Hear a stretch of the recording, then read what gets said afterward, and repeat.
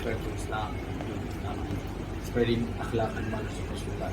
So, Sayyidina Muhammad ﷺ, even if you check in the Sunnah, you will see that many knowledge from Persia or from Sham, which was Roman at that time, took by Sahaba and bring to Sayyidina Rasulullah ﷺ and use it, especially in war, for example, and in many other things. So Islam is very modern. If you create or if you build a Zawiyah trying to look like Abu Bakr Siddiq in 2022, by the outfit, by the thinking, without any opening on the modern world, modern society, one day we close your Zawiyah, yourself, because people are not adapted to the real world. And Sayyidina Ali used to say, educate your people with a different education that you receive, because they are made for another time. Very, very deep, this word. You cannot expect your kid to be exactly like you, even if you're the best man in the world. But we're not talking about changing the rules. We're talking about living in a modern world with the modern society, still on the base of our rules, but our kids, should learn languages, should go to high-ranked universities, should have modern studies. Quran has never been opposite to ilm and knowledge. Opposite, never. Knowledge is the base. Iqra. Knowledge is everything. So, how can you create madrasa, ma'had, university that you claim this is Islamic and it's only about rules of Islam? Okay, and akhlaq, it's okay. But then what? Then what? You're gonna create a society full of imam? And then who's gonna make business? Who's gonna travel? Who's gonna be ambassador of this Islam that you want? This is the issue in Malaysia. This is true. Most of the brothers are in Malaysia. Because they themselves after Hafiz, then why? Then what? They should combine the Hafiz with the modern world. They should combine the Hafiz with different languages, because da'wah is always languages. Remember the Sahabi with Sayyidina Muhammad that learned 3 languages in a few days, I think in 17 days or something like that, 3 different languages to be the ambassador. So you cannot be a copy, trying to be Sayyidina Rasulullah's Sunnah and trying to spread his Sunnah and his akhlaq if you don't know what's happening in the world, if you don't know the news, if you don't know how to deal with local and Western and Eastern and anyone, and if you don't know how the Prophet was dealing with the new situations. So this is adaptability of the Islamic mind. See, you should, because how to live with, okay, you live in a city now and maybe percentage of Islam is just half, maybe half of 55%, and then the other 45%. How can we deal with it? You see, how do you look at them? You look at them as somebody need to convert, or somebody that you can deal with in peace without trying to convert him? What is permitted, what is not? Can he attend your party? Can you attend his party? Religious party for both sides? A lot of questions. You need to have the answer. You cannot just be blocked in your whole system and telling, okay, I know everything because everything is in Quran and it's the end of the world. That's it sounds true, but it's not. So you are wrong, you go to hell. Not especially, no. But you are not, Al-Umran, building, civilization, society, school, things, is related to Islam very, very closely.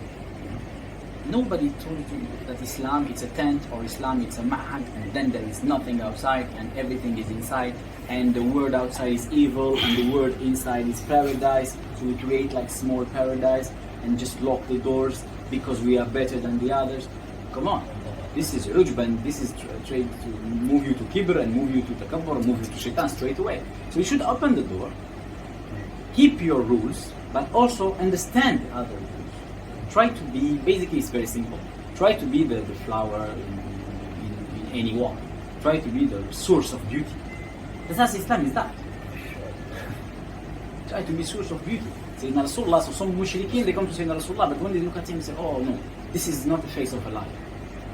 I heard also some people, mushrikeen from Thailand, when they saw Rasulullah, they say Sayyidina 𝗵𝗫 they say, oh mashallah, I should send my kid to 𝗵𝗫. They don't realize that this is a Muslim scholar and is teaching Islam. They just see the face and the beauty and the nur, the light of this man. They say, I want my kids to be with him. So finally, I want them to be with him. So I want them to be like him at a certain moment, because he's the master. So normally, you finish by looking like him. So this is very important.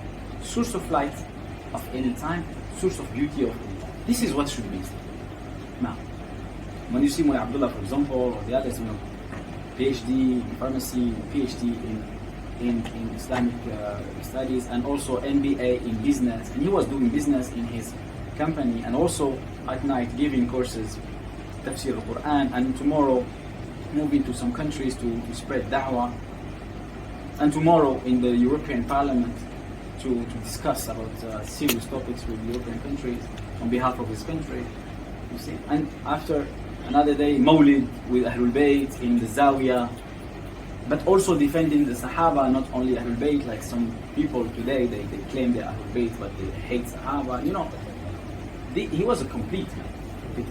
I had a chance to be with him every day, and a lot for years. And this is exactly what we need. We need ambassadors of real Islam.